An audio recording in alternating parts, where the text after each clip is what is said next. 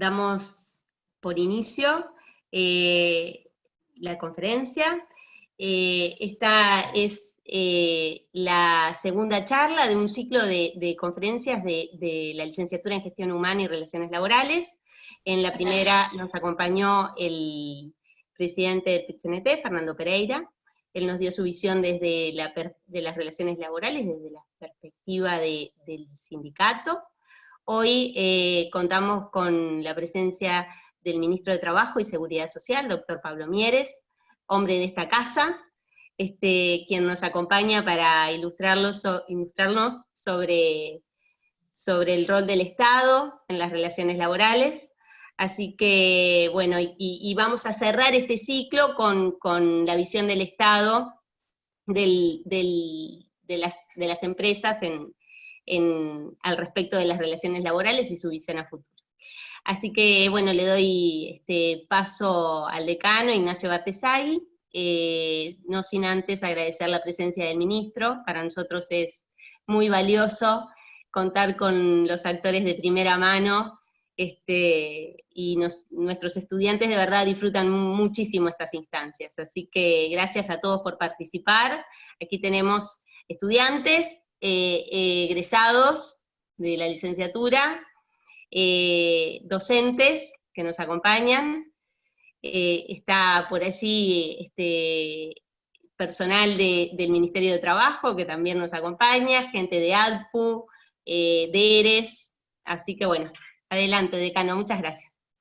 Muchas gracias, Jimena, muy buenas tardes para todos, agradecerles que nos acompañen. Tenemos ya más de 100 personas conectadas en la conferencia, pero principalmente agradecer al Ministro de Trabajo y Seguridad Social, Pablo Mieres, por aceptar estar con nosotros en esta conferencia, que como decía Jimena, es una serie de conferencias donde queremos tener diferentes perspectivas, que bien relevante, la perspectiva de los sindicatos, hoy la del Estado, y también vamos a culminar con Gabriel Murara, el presidente de la Cámara de Industrias, para tener la visión de los empresarios.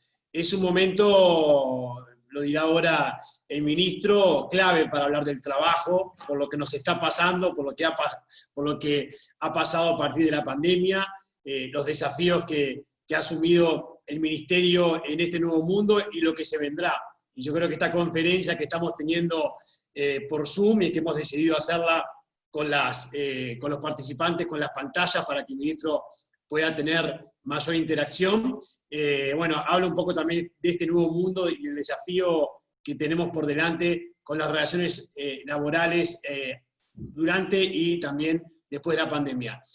Voy a dar la palabra brevemente ahora a Graciela Masucchi, que es integrante del Departamento de Psicología Social y del Trabajo, para que Graciela cuente un poco, muy brevemente, antes de escuchar al ministro, qué hacemos en la Universidad Católica en términos de relaciones laborales. Así que, ministro, una vez más, muchas gracias por acompañarnos, y Graciela, te doy la palabra.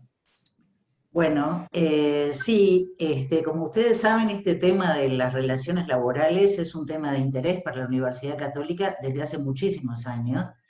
La universidad fue pionera en tener una carrera de relaciones laborales, que ya cumplió 30 años, pero también desde hace muchos años investigamos estos temas, desde 1995, ya hace 25 años, y empezamos, y soy vieja, era muy joven cuando empecé, pero estoy en el programa desde su fundación, hace 25 años. Empezamos trabajando estos temas desde el comienzo, como con un enfoque con los actores directamente y como con una intención de que los actores participaran activamente. En aquel entonces teníamos una cosa que se llamaba el Grupo de Referencia Permanente, donde empresarios y sindicalistas discutían temas con nosotros como productividad, reducción de la jornada laboral, flexibilidad, temas de interés, porque con la idea de que lo aplicaran en su vida cotidiana. Nosotros en la Católica, en estos temas de investigación, si bien nos interesa y editamos, siempre nos interesó que los actores pudieran sacar aprendizaje para su vida práctica. Siempre trabajamos con esa intención, y entonces, desde aquel entonces, trabajamos con un enfoque interdisciplinario el tema de las relaciones laborales, analizando las relaciones como un sistema, el contexto económico, el contexto jurídico, las estrategias de los actores, trabajadores y sus organizaciones, empresarios y sus organizaciones, el Estado, y todo esto que se entrelaza y va cambiando, ¿no? Porque el contexto marcando las estrategias, que a su vez van a marcar el contexto. Y así, en un origen empezamos a estudiar además con énfasis, porque no había mucha información, el tema de la negociación colectiva, que hoy está como muy a la mano y muy colgado en internet, más allá de que hay que estudiarlo y analizarlo, pero que en aquel entonces teníamos convenios con el Ministerio de Trabajo, íbamos, mirábamos los convenios, los procesábamos, no había internet. Y también arrancamos en aquel entonces, como para ver otra cara de la moneda, con un índice de conflictividad laboral, y con esos temas seguimos hasta el día de hoy, con la misma energía y la misma fascinación de estudiar estos temas, porque el área es la misma, pero esta cosa va cambiando, cambia la coyuntura, cambian las estrategias, cambian los actores. Y un poco pensábamos cuando hacíamos esta introducción, ¿qué nos iba a decir a nosotros cuando estábamos escribiendo el informe de fin de año, en diciembre de 2019, y hacíamos las proyecciones, qué va a pasar en 2020, y pensábamos, bueno, hay un cambio de gobierno, imposible imaginar el momento en el que estamos ahora, que como bien decía Ignacio, es un momento crucial que va a tener impacto en muchos aspectos, sobre todo en el mercado laboral y en las relaciones laborales. Y bueno, y por eso es un gusto, y ya le damos la palabra al ministro para que nos cuente el rol del Estado hoy en las relaciones laborales. Y después, aunque creo que las preguntas son por chat, les decimos a todos los participantes, porque somos muchos, solo a los efectos de ordenarnos, e invitamos a los alumnos en particular, todos están invitados, pero es una instancia que es súper importante, y bueno, tienen la chance de hablar con el ministro de Trabajo, así que no se achiquen y a preguntar, porque de primera mano. Muchas gracias.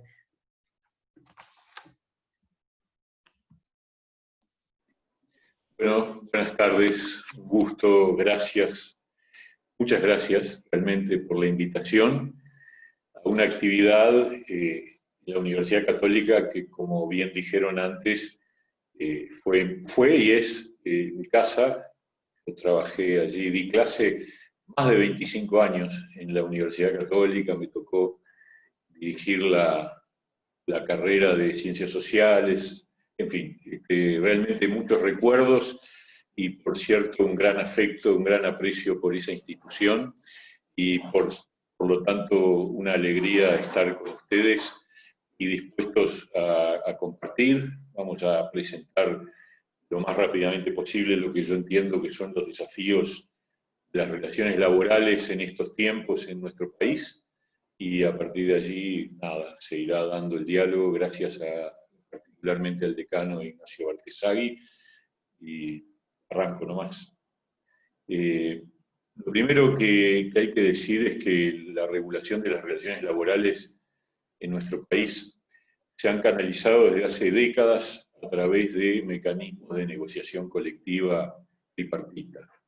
De hecho, Uruguay tiene desde mediados del siglo pasado una norma que estableció los consejos de salarios, y de ese modo ha marcado una constante en la forma de establecer las relaciones laborales.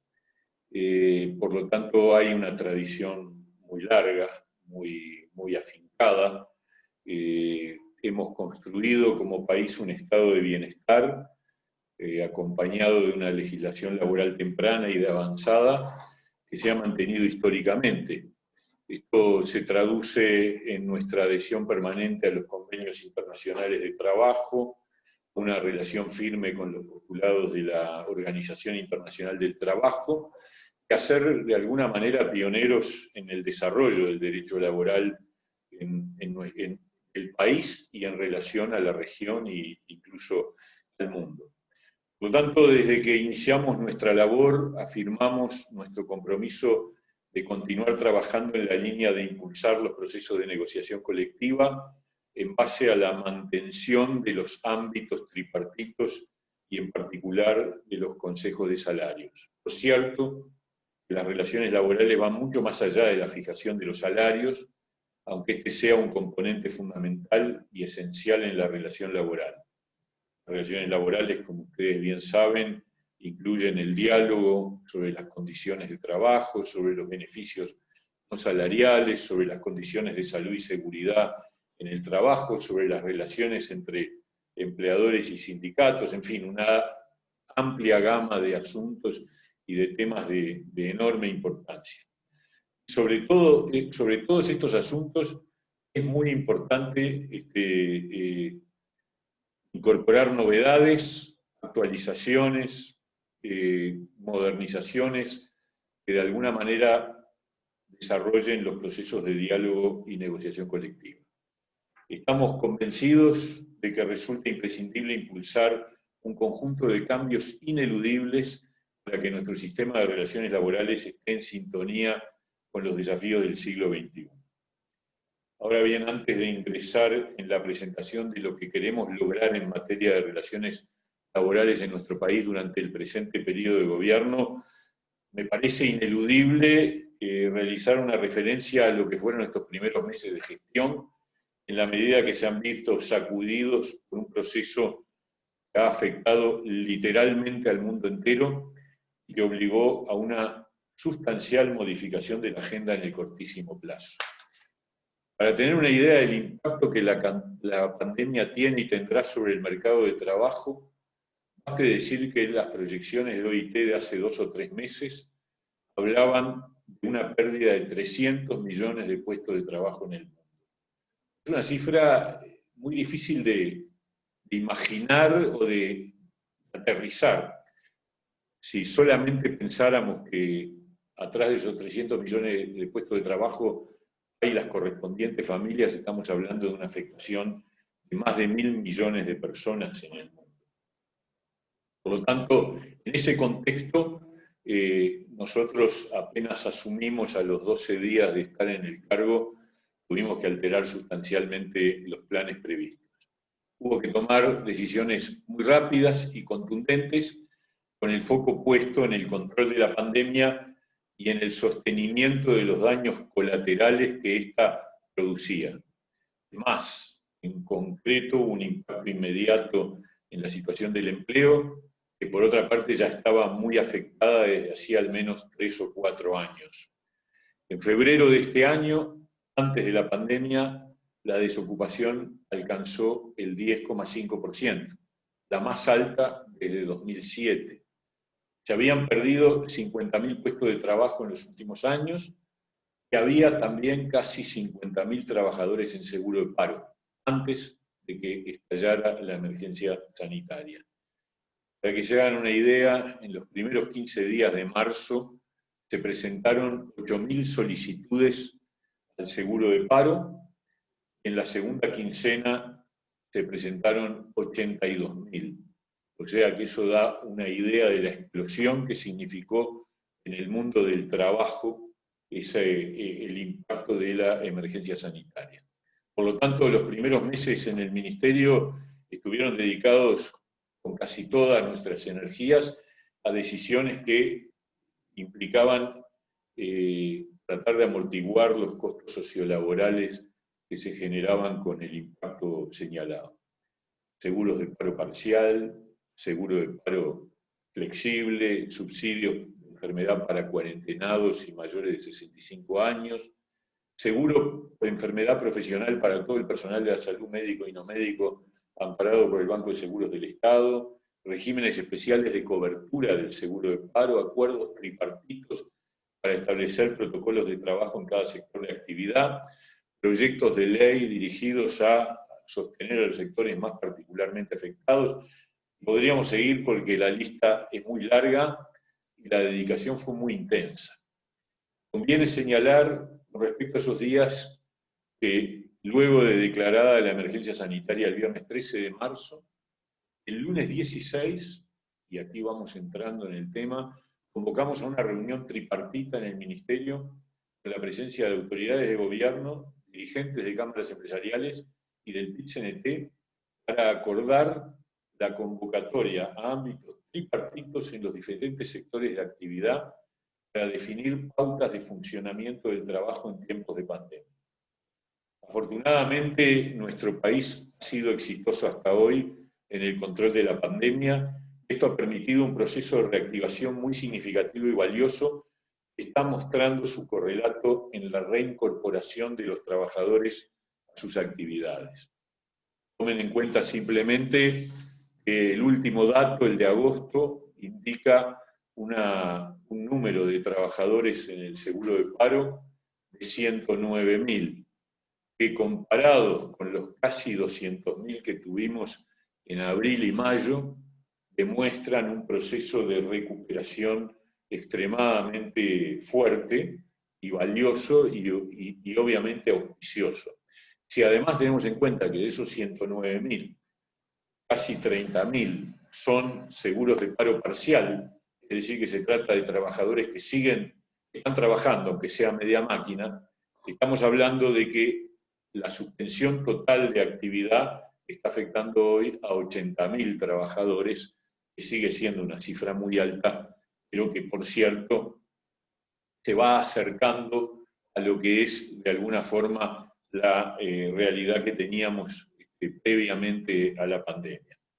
Las cifras del desempleo tienen un problema de medición que está relacionado con el hecho de que mucha gente que no está ocupada, sin embargo, no declara, estoy hablando ahora de la encuesta continua de hogares del Instituto Nacional de Estadística, no declara estar buscando trabajo, lo cual no quiere decir que lo tenga.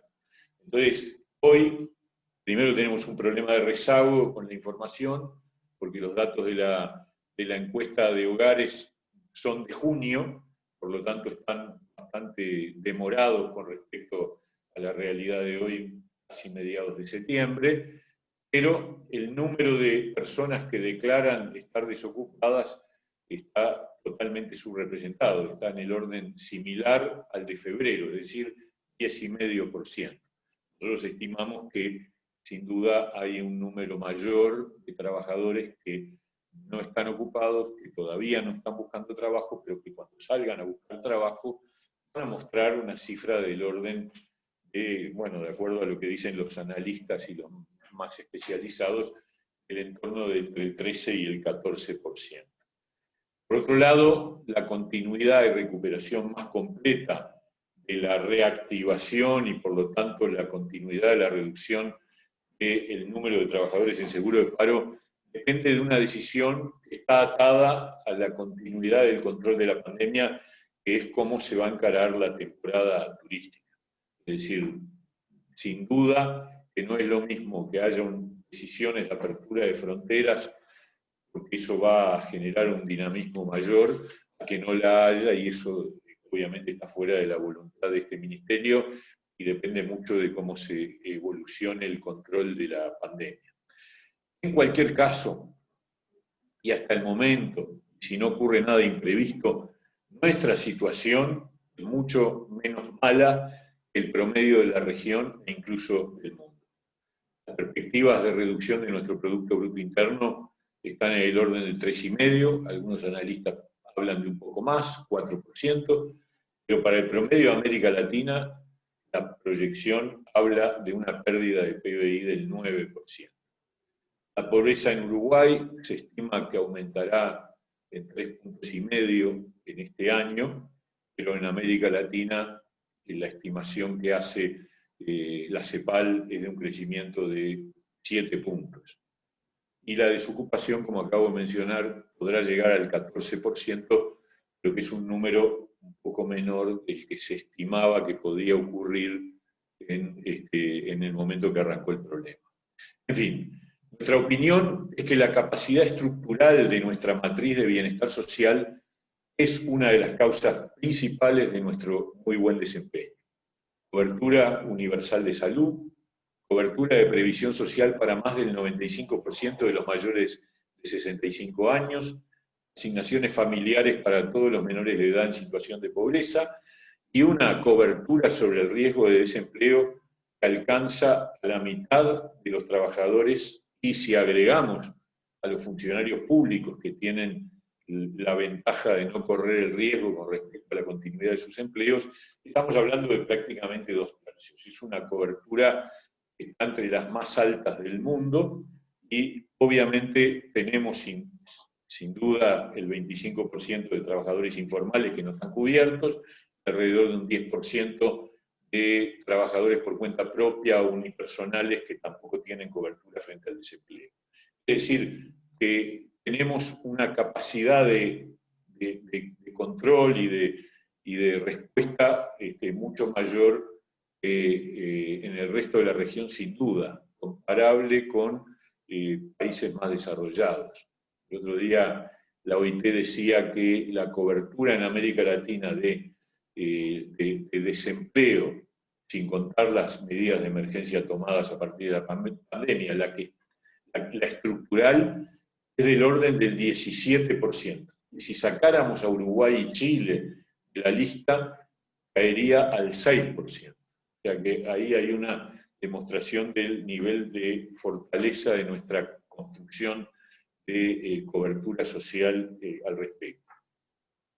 Por supuesto, toda esta respuesta yo creo que tiene uno de los componentes en la mecánica tripartita y la capacidad de generar mecanismos de relación laboral relevantes. Es decir, justamente frente a la emergencia sanitaria no fue la excepción. El diálogo tripartito fue un componente presente desde el comienzo de la pandemia para resolver los diferentes protocolos de funcionamiento laboral desde el inicio. El mismo viernes 13 de marzo fue convocado el Consejo Nacional de Salud y Seguridad del Trabajo, el CONASAT, que tiene una integración tripartita, está presidido por nuestro Inspector Nacional de Trabajo, doctor Tomás Teijeiro, y emitió ya una resolución con regulaciones sobre el trabajo atendiendo a las precauciones sanitarias.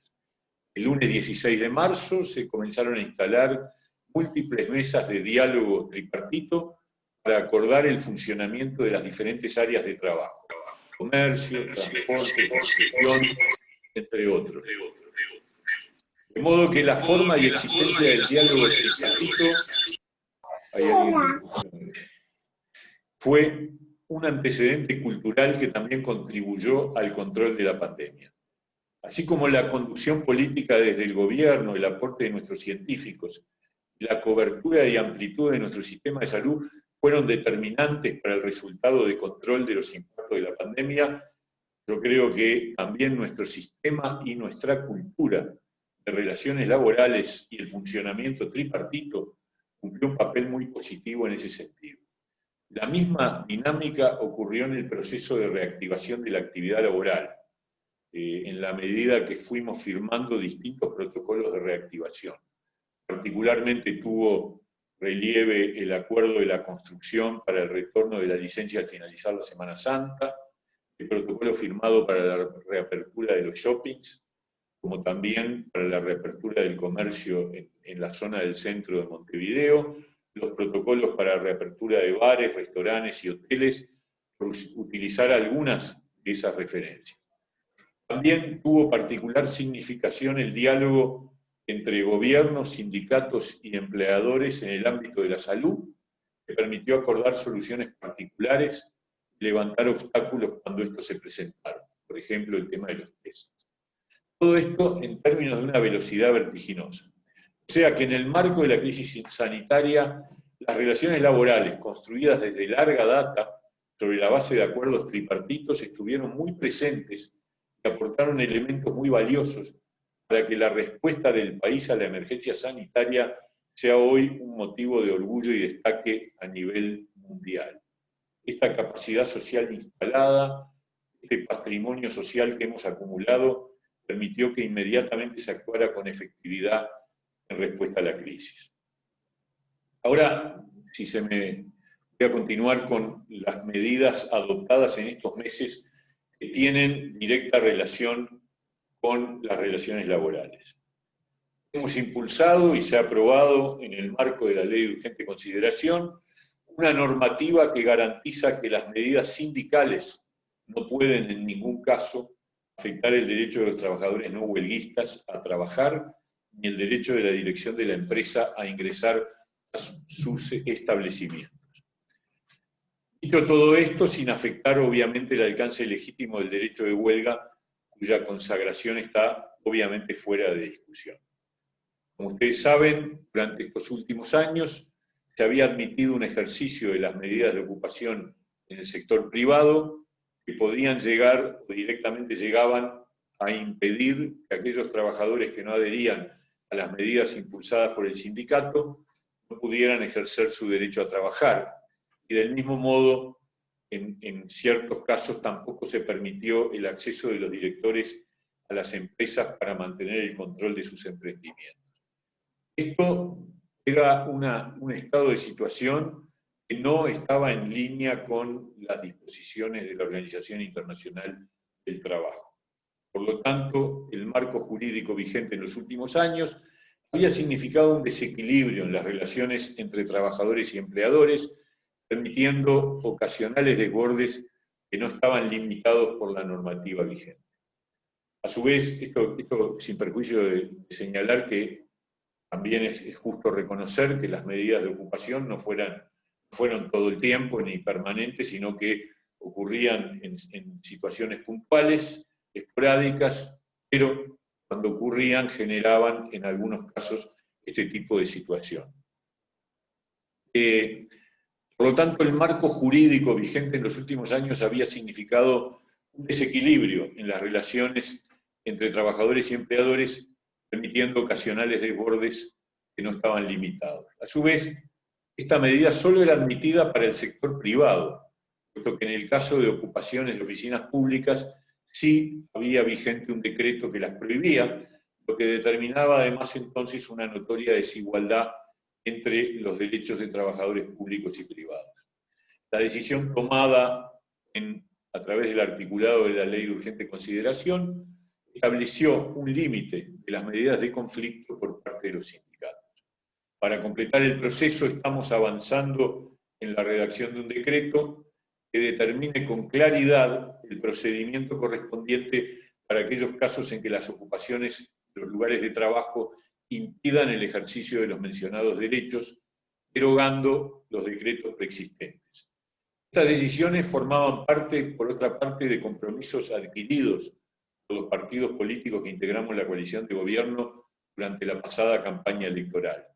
El diagnóstico que sostenía estas decisiones indicaba que había habido un desborde de las formas de expresión del conflicto laboral que impedían la protección de los derechos antes mencionados. Como dijimos, estas decisiones no implican en absoluto afectar el derecho de huelga que está garantizado en la Constitución de la República y efectivamente la aprobación de los artículos incluidos en la ley justamente tiene en particular preocupación de no afectar tal derecho. Lo que se trata es de restablecer un efectivo equilibrio y limitar con un criterio de legalidad los derechos de expresión del conflicto. Esta decisión, además, como se sabe, no contó con el apoyo del movimiento sindical, pero está alineada literalmente en las orientaciones y formulaciones de la OIT al respecto. Por otra parte, y entrando en el segundo punto que me gustaría destacar de lo que se ha hecho en estos meses, debemos señalar que con la colaboración y responsabilidad de empleadores y de trabajadores alcanzamos un acuerdo salarial para el sector privado por un periodo puente de un año que constituye la octava ronda de los consejos de salarios. Este es otro ejemplo de la acumulación social generada durante décadas de ejercicio de una forma de relaciones laborales. Frente a la grave situación generada y habida cuenta de la incertidumbre sobre la evolución de la economía, de la actividad productiva y de la situación del empleo, parecía imprescindible realizar un acuerdo puente corto de un año que nos permitiera transitar por la emergencia sanitaria con reglas de juego que atendieran la difícil situación de ambas partes. Este proceso fue muy complejo, muy trabajoso y muy negociado. El sector empleador enfrentó y enfrenta una situación muy difícil y además muy heterogénea en sus diferentes sectores de actividad. Los trabajadores sufrieron una verdadera avalancha de seguros de paro que llegó a afectar a casi un tercio de los trabajadores con derecho a ingresar al mencionado seguro. Más de 250.000 de 800.000 que tienen derecho a tal opción. Hay sectores más afectados y sectores menos afectados, pero lo cierto es que se logró encontrar un conjunto de reglas de juego que permite dar certeza tanto a empleadores como a trabajadores sobre la evolución de los salarios hasta mediados de 2021. Con la excepción de la construcción, la salud y el transporte, los demás sectores se incorporaron en ese acuerdo puente que corresponde a esa octava ronda de Consejo de Salario. Este acuerdo, firmado el 7 de julio con las correspondientes reservas de ambas partes, porque dejaron constancia de que había algunos aspectos que no los compartían. Sin embargo, a la fecha fue ratificado ya por 17 mesas de las 24 que componen los consejos de salarios. Y estamos confiados de que en los próximos días se producirán nuevas ratificaciones. En la mayor parte de los casos, estas ratificaciones fueron por acuerdo tripartito, y en algunos casos por votación.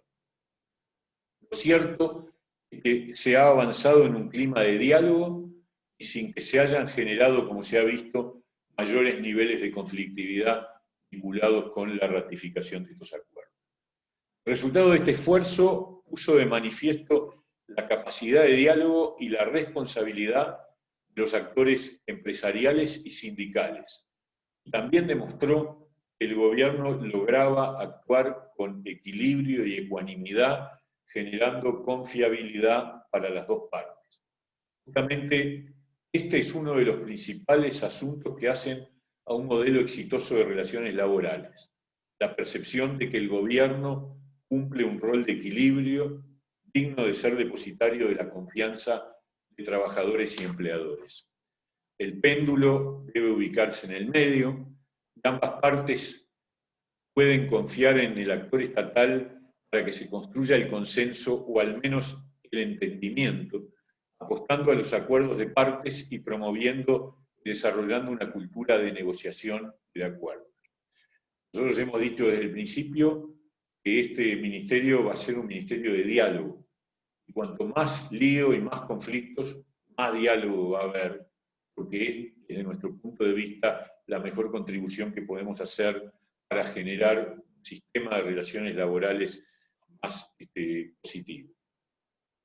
Nosotros queremos garantizar a trabajadores y empleadores, a sindicatos y cámaras empresariales, que este ministerio es ecuánime, justo, es equilibrado, para que sea merecedor de la confianza de las partes.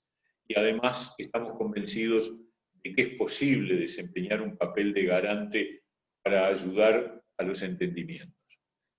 Mirando hacia adelante, por otra parte, estamos convencidos de que hay muchos desafíos pendientes. La dinámica del trabajo y la evolución de las relaciones laborales obliga a un continuo ayornamiento.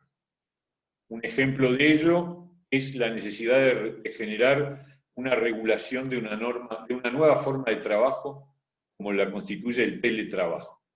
Esta modalidad de relación laboral llegó para quedarse, cuya puesta en práctica se aceleró durante la pandemia, requiere de un marco regulatorio que garantice a empleadores y trabajadores sus respectivos derechos y obligaciones en un marco de equilibrio y respeto a los principios generales del derecho laboral, atendiendo a la especificidad de dicha forma de relación. Hace un rato estuvimos compareciendo ante la Comisión de Asuntos Laborales del Senado para aportar nuestros elementos de forma de enriquecer el proyecto de ley que presentó la senadora Carmen Sanguinetti y que tiene por objeto generar una regulación del teletrabajo. Asuntos tan complejos y novedosos como el derecho a la desconexión, la flexibilidad horaria del teletrabajador, los cambios en el cómputo de la jornada laboral, la difícil determinación de los accidentes de trabajo cuando el teletrabajador trabaja en su propia casa, en el ámbito doméstico, las obligaciones con respecto al equipamiento y al uso de los bienes de trabajo, las posibilidades y los límites de la inspección, todos asuntos nuevos que desafían las lógicas de relacionamiento entre las partes, lo que hay que asumir, porque no hay duda de que el teletrabajo vino para quedarse, y con el pasar del tiempo se convertirá en un tipo de relación laboral cada vez más frecuente. Otro asunto en el que debe avanzarse es en la determinación de una norma que regule la personería gremial de los sindicatos. En este sentido, existe intención, y quiero dejar plena constancia de que desde el movimiento sindical también hay disposición para trabajar de manera conjunta en la elaboración de un marco normativo que permita de manera adecuada a las particularidades de los sindicatos establecer reglas de representación colectiva que ayuden a fortalecer a los sindicatos para que asuman una responsabilidad institucional que trascienda lo individual. La existencia de personería gremial, una variante utilizada en varios países a nivel del derecho comparado y similar a lo que llamamos las personerías jurídicas de las asociaciones civiles, otorgará a los dirigentes sindicales las mayores garantías con respecto a las eventuales responsabilidades u obligaciones que cada organización sindical asume. A su vez, también otorgará mayor legitimidad y certeza a la relación entre el sindicato y la empresa. Aspectos tales como el derecho de la organización sindical a conocer la situación de la empresa ante eventuales situaciones de dificultad o para validar decisiones relacionadas con los trabajadores, tendrán la garantía de la formalidad de la organización y su consiguiente sistema de responsabilidad. Del mismo modo, también será una garantía para todos los dirigentes y afiliados con respecto a la propia gestión de sus recursos. De modo que aquí hay una línea de trabajo que ya estamos disponiendo y que tenemos la esperanza de que se llegue a buen puerto a la brevedad posible. Otro aspecto que cada vez adquiere mayor importancia en el mundo de las relaciones laborales es la consideración de la productividad. La celeridad con la que el mundo avanza desde el punto de vista tecnológico obliga a incluir este concepto en el debate sobre las relaciones laborales, en la medida que una mejor productividad es un camino indispensable para la protección de los puestos de trabajo. La incorporación de este elemento en las negociaciones laborales ha sido muy escasa y acotada a algunos sectores específicos. El caso paradigmático es el de la bebida, sobre el que este concepto ha tenido un papel protagónico en la definición de esos acuerdos sectoriales. No es fácil encontrar y aplicar criterios de productividad generales. La definición por ramas de actividad es particularmente ardua. La productividad y sus posibilidades pueden variar muy significativamente de una empresa a otra. El tamaño, la forma de producción, el número de trabajadores, las categorías laborales y el propio dinamismo del concepto de productividad obligan a un aterrizaje a nivel prácticamente de cada empresa individual. A su vez, el aterrizaje del concepto a nivel de cada empresa implica un grado de confianza recíproca muy elevado, lo que requiere el manejo de la información interna sobre el funcionamiento de la empresa. Pero más allá de estas dificultades, está claro que la incorporación del concepto de productividad y su inclusión como parte de los acuerdos laborales y salariales es indispensable en la búsqueda del crecimiento de la economía, de las unidades productivas y de la preservación de los puestos de trabajo. Otro desafío es la reforma de la ley de negociación colectiva. Nuestro país recibió el año pasado, como todos ustedes saben, una observación por parte de la OIT sobre la ley de negociación colectiva vigente a partir de una queja del sector empresarial. Obviamente Uruguay no debe estar en una lista de países que tienen observaciones en la OIT. Tenemos toda una historia, una tradición que obliga a que esta situación sea subsanada a la brevedad posible. Estamos trabajando desde ya en este tema y esperamos que en un plazo breve, que fue postergado por las circunstancias de la pandemia, podamos levantar esas observaciones y volver a ubicar a nuestro país en el lugar que corresponde a quienes hemos sido siempre una referencia en materia del derecho laboral a escala internacional. Este proceso debe llevarse a cabo a partir del diálogo tripartito y tendrá como resultado la presentación al Parlamento de un proyecto de ley para su definitiva resolución. Tomamos como antecedente un proyecto de ley presentado sobre fines del año pasado por el gobierno saliente, en la medida que puede ser una base, aunque seguramente habrá que incorporarle modificaciones al respecto. Nuestra idea es que en lo que queda de este año, ojalá podamos presentar al Parlamento y que éste pueda resolver satisfactoriamente las observaciones planteadas y mantenga entonces el apego a las tradiciones de la negociación colectiva nacional. En tal sentido, adelanto que nosotros creemos que esa solución deberá ratificar la continuidad de los consejos de salarios, su continuidad a nivel de ramas y también con contenidos que van más allá de la fijación de salarios, sino que también abarcan condiciones de trabajo. Por otro lado, nosotros creemos que el fortalecimiento del Consejo Superior Tripartito como ámbito jerárquico para tomar decisiones vinculadas al relacionamiento entre trabajadores y empleadores con la presencia del Estado es parte de la estructura de fortaleza de las relaciones laborales. Por eso en estos 6 meses de gobierno hemos convocado de manera reiterada a este ámbito.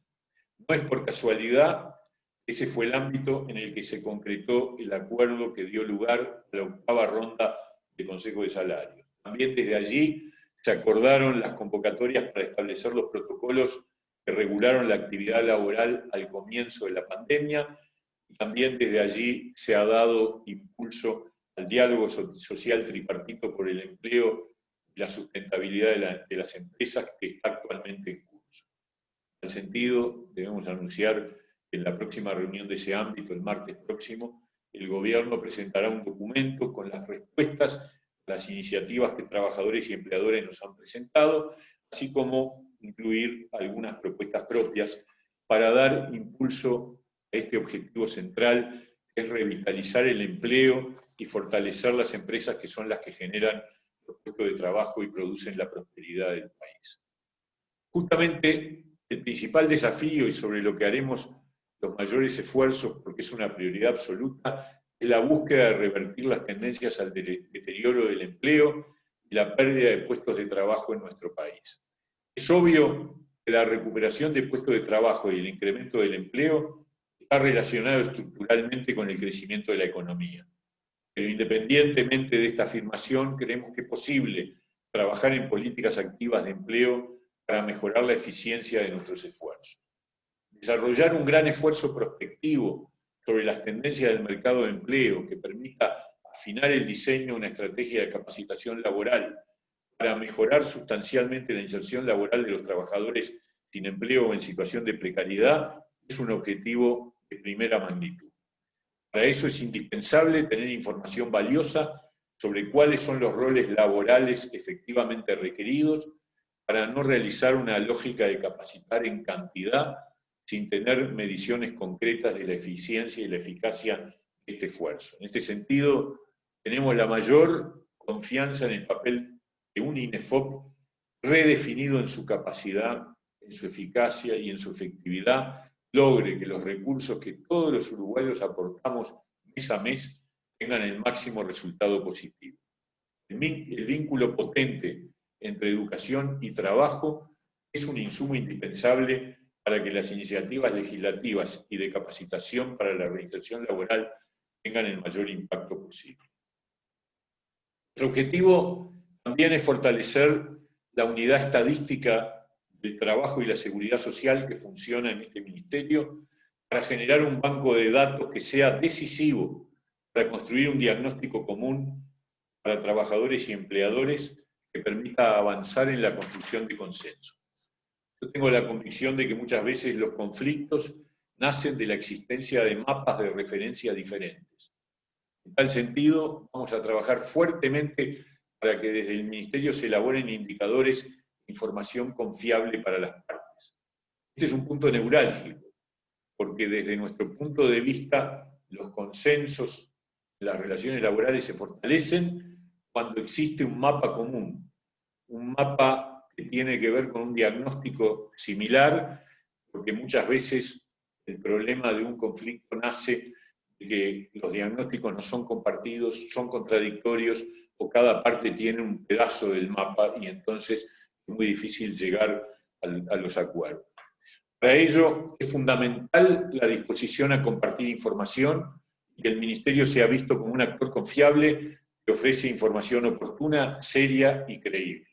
Ahí hay uno de nuestros objetivos importantes.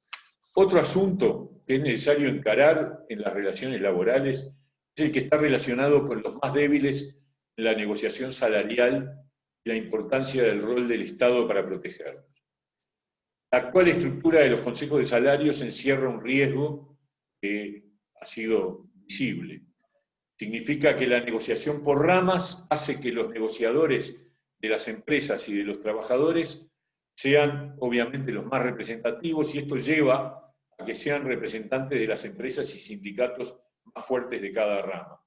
Esto implica que a la hora de las decisiones sobre salarios y beneficios puedan acordarse laudos y pautas que se vuelvan difíciles de cumplir para ciertas empresas, con el consiguiente riesgo de crisis y pérdida de puestos de trabajo. Por ello que entendemos necesario elaborar criterios y protocolos para definir la flexibilidad frente a los laudos de los consejos de salario, evitando el impacto sobre los empleadores y los trabajadores más débiles. La flexibilidad para permitir los llamados descuelgues es imprescindible para que las empresas y los trabajadores más débiles puedan mantener su actividad y evitar males mayores. Este proceso de construcción de criterios y procedimientos para los descuelgues debe ser trabajado y acordado también en el Consejo Superior Tripartito. Finalmente, una referencia a un asunto que le asigno mucha importancia. Las relaciones laborales en el siglo XXI, para ser más exitosas y beneficiosas para trabajadores y empresarios, requieren de que se produzca un cambio cultural en las concepciones de ambas partes, tanto de parte de los representantes de los trabajadores como de los empresarios. Sin dejar de reconocer que las relaciones laborales suponen la existencia de intereses diferentes y muchas veces contrapuestos, sin dejar de lado la constatación de que estos vínculos son por definición asimétricos, en tanto la relación entre capital y trabajo tiene como base estructural un diferencial de poderío económico en un sentido. También es totalmente cierto que el éxito y beneficio del emprendedor está asociado directamente con el buen desempeño de los trabajadores.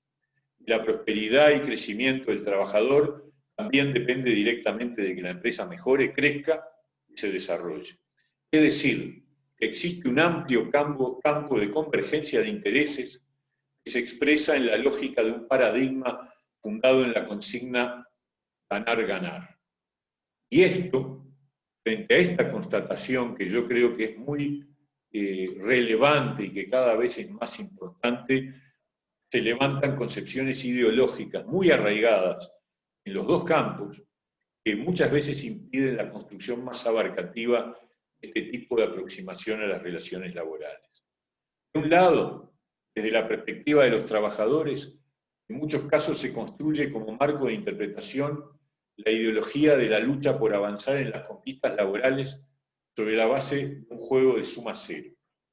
Si se registran los discursos dominantes, se podrá apreciar que es muy fuerte el lenguaje que desarrolla la idea de conquistas, en el sentido de que cada beneficio que se obtiene es resultado de ganarle al otro o arrancarle al otro un logro, que se lee como un avance continuo en términos de quitarle poder o espacio al antagonista.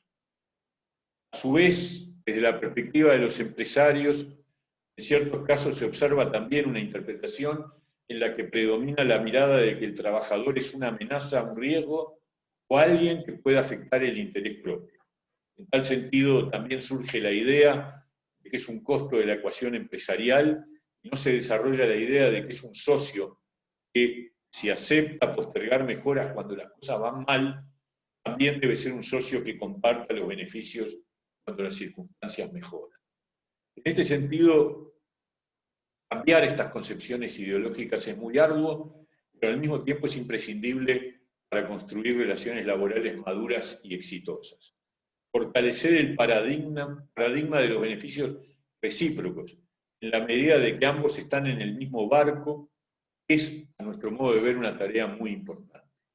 La idea de que el puesto de trabajo necesita de una función emprendedora que asume riesgos propios para poder desarrollarse, es imprescindible impulsarla. No hay trabajo sin emprendimientos que generen esos espacios. A su vez, el paradigma de la responsabilidad social empresarial y la mirada del trabajador como un stakeholder, es decir, como un colaborador indispensable para el éxito de la empresa, es también muy relevante.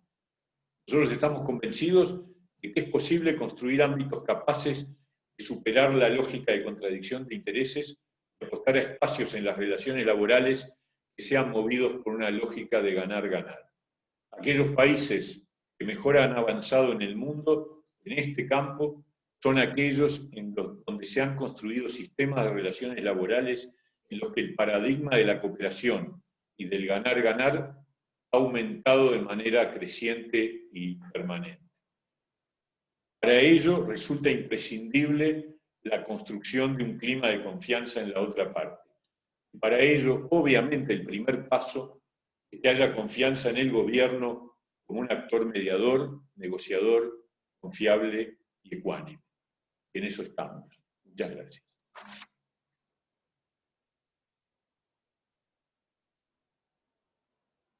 Muchas gracias, ministro. Bueno, tenemos una infinidad de preguntas, pero vamos a elegir algunas, porque su exponencia evidentemente nos trae varias reflexiones. Por acá tenemos la pregunta de Erika, voy a empezar, si le parece bien. Erika le pregunta si es posible eliminar el derecho de ocupación y si esto está comprendido en el reglamento dentro del derecho a huelga en Uruguay. Es muy importante señalar que el artículo que se aprobó en la ley de urgencia no habla de ocupaciones expresamente, sino que habla de medidas gremiales en el marco del ejercicio del derecho de huelga que deben tener un límite, que es no afectar el derecho de los trabajadores no huelguistas a trabajar y el derecho de la dirección de la empresa a acceder a los organismos de control de la empresa. Entonces, no es que nosotros digamos que prohíben las ocupaciones, que hubiera sido capaz más sencillo de establecerlo. Las ocupaciones tienen límites, como el derecho de huelga tiene límites en todas partes del mundo. Incluso hay muchos países, los más desarrollados incluso, en donde hay huelga, está el concepto en la legislación de huelga legítima y huelga ilícita. ¿Y por qué? Y porque efectivamente hay formas de ejercer el conflicto que, digamos, rompen, o mejor dicho, afectan el derecho, la protección de derechos de otros, que uno tiene que lograr un equilibrio. Entonces, lo que en este proceso legislativo se aprobó es justamente que las medidas gremiales impulsadas desde los sindicatos tienen que tener un límite que no afecta el derecho de huelga, sino que afecta ciertos desbordes que dejan por el camino otros derechos que también nosotros debemos contemplar y proteger. Una consulta, perdón que si puedo... no, porque yo hice la pregunta, pero me queda la duda justamente eso, porque en realidad ya existe un decreto que regula, o sea, las ocupaciones, no tengo entendido que no es que no estén reguladas, o sea, se dan dentro de cierto marco normativo. O sea, por eso no entiendo muy bien qué es lo que se pretende con esto. No sé si fui clara, pero justamente ya existe como un marco normativo. El decreto vigente es un decreto que, a ver, hay dos decretos vigentes. Uno que prohíbe las ocupaciones en las oficinas públicas y en todos los aparatos del Estado. Establece un criterio que es que si se produce una ocupación hay que, digamos, desocupar, y de hecho ha sido así, ha ocurrido así durante el gobierno anterior, en algunos casos como oficinas del Codicen, etcétera, etcétera. Y otro que establece una aceptación de las ocupaciones sin tener en cuenta este límite que acabo de mencionar. Y por lo tanto hemos tenido situaciones en las que la ocupación de un lugar de trabajo se ha traducido en la imposibilidad de acceder a la gestión de la empresa, a la conducción de la empresa, para quienes la dirigen, y también la imposibilidad de otros trabajadores que no quieran adherir a la medida de poder seguir trabajando. Lo que nosotros marcamos es ese equilibrio, y ahora vamos a complementarlo con un decreto que establezca cuando ocurre un tipo de accionar que impide el ejercicio de esos derechos. Obviamente el primer paso es que el Ministerio de Trabajo medie para redefinir los límites de esa medida, solicitando que se deje de lado esa medida en la medida que desborda esos límites, y si no, habrá que, recurrir al Ministerio del Interior para que proceda a la desocupación. Ese es un poco el procedimiento. Muchas gracias. Gracias, ministro. Eliana le pregunta, ¿cómo va a asegurar el Estado la fiabilidad de la información para el cálculo y mediación de productividad? ¿Y qué pasa con las empresas que, aunque sus trabajadores tengan productividad, sus resultados no sean buenos, si se les van a permitir los descuelgues? ¿Cómo lo están pensando? A ver, la medición de la productividad, como yo decía hace un rato, es extremadamente compleja, varía mucho de sector a sector, de cada sector de actividad, y dentro de cada sector de actividad, según las características casi de cada empresa. Por eso ha sido tan arduo incorporar. Por supuesto que las cláusulas de productividad están asociadas a contrapartidas. Si hay mejoras de productividad laboral, simultáneamente eso en general forma parte de convenios que como contrapartida establecen mejoras en los beneficios, sea salariales o sea de otras prestaciones no salariales. Por lo tanto, eso es parte del asunto. También la incorporación del debate sobre la productividad lleva, y esto es un ejercicio de mucha confianza, a que la empresa tenga la necesidad, o mejor dicho, esté obligada a mostrar sus números, porque si no, no hay forma de contrastar las mejoras de productividad que efectivamente ocurren. Por supuesto que independientemente de eso, el resultado de una empresa puede ser más positivo o más negativo, en cuyo caso habrá que establecer criterios para determinar las acciones, pero son dos cosas distintas. Una cosa es la productividad, otra cosa es el mecanismo de descuelgue. Bien. Por otro lado tenemos a Agustina, que le pregunta qué políticas o planes de acción tiene el Estado, el Ministerio, como pendiente implementar después de que se resuelva por completo la situación de la pandemia, y si tienen algún plan con respecto a reactivar las fuentes laborales perdidas. Estamos trabajando en eso, ¿no? Desde que se disparó la pandemia, el objetivo ha sido generar condiciones, primero de sostén, luego de impulso a la reactivación. Por ejemplo, nosotros creamos el seguro de paro parcial, que no existía para los trabajadores mensuales, con que ha significado un mecanismo muy, muy positivo, que ha permitido, incluso en este proceso de reactivación, permite un proceso de reincorporación del trabajador a su trabajo. Por ejemplo, una empresa puede no tener la capacidad para reincorporar por todo el horario a un trabajador. Bueno, el seguro de paro parcial es como un escalón de reincorporación.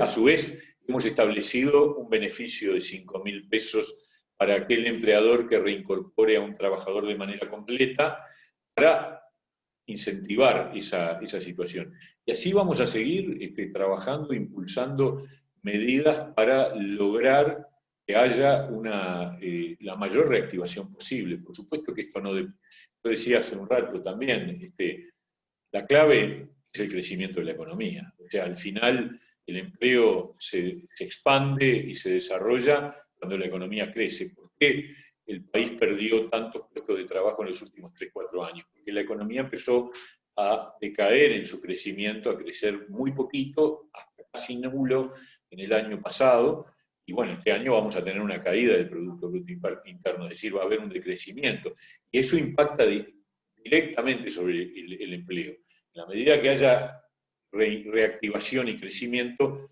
debería haber un impulso al empleo, pero también reconocemos que hay una zona en donde nosotros tenemos que preocuparnos por los más débiles, porque en todos estos procesos de crisis hay una reestructura del mercado de trabajo que va ocurriendo de manera subterránea y que va dejando por el camino a un montón de trabajadores, seguramente los más débiles, los menos calificados, y donde además las calificaciones que tienen no son acordes con los puestos de trabajo que se van reconvirtiendo. Y por lo tanto, ahí está el rol de la capacitación laboral que debe cumplir el INAFOP. Sí, muy interesante. Es todo un desafío. Para finalizar, tenemos cientos de preguntas y les pido, por favor, no se ofendan. Vamos a terminar con esta y a darle paso al ministro a que pueda continuar su ardua labor de estos días. Así que Fiorella le consulta cuál es la importancia que usted visualiza, que encuentra hoy en día en el rol y la participación de los gestores de las relaciones laborales en la sociedad. Muy importante, muy importante. Supongo que acá hay entre el auditorio muchos estudiantes de relaciones laborales. Yo creo que cumplen un papel extremadamente significativo. Es una profesión de las nuevas, ya no tan nueva, que además, como se dijo al principio, la Católica fue precursora en esta línea de formación. Yo creo que cada vez va a haber más campo de trabajo porque el mundo laboral requiere de profesionales que tengan la capacidad de entender, de acompañar, de ponerse en los zapatos. Yo creo que una de las claves es tener la capacidad de ponerse en los zapatos de las distintas partes, tanto de trabajadores como de empleadores, entender al otro y buscar conexiones. Por eso la necesidad de profesionales que ayuden al desarrollo de un sistema de relaciones laborales más maduro, más profesional, más objetivo, es absolutamente indispensable. No, por supuesto que el rol del abogado es también relevante, pero hay una especificidad en el licenciado en Relaciones Laborales que es muy específica, que nosotros además, bueno, yo acá en el ministerio, que hace poco que estoy, he aprendido a ver cómo cantidad de funcionarios que tienen una preocupación por especializarse en esta área juegan un papel muy preponderante a la hora de alcanzar consensos, de buscar entendimientos y de lograr entonces que el país sea un país más próspero y más justo. Muchas gracias, ministro. Está en nosotros entonces formar al nivel correspondiente a estos profesionales. Así que bueno, les agradezco a los participantes y por supuesto un honor tenerlo en nuestra casa, y le doy paso para el cierre al decano. Muchas gracias, Jimena. Bueno, ministro Pablo, muchas gracias por tu tiempo, muchas gracias por acompañarnos en la universidad, que como decíamos al principio, es tu casa y lo seguirá siendo.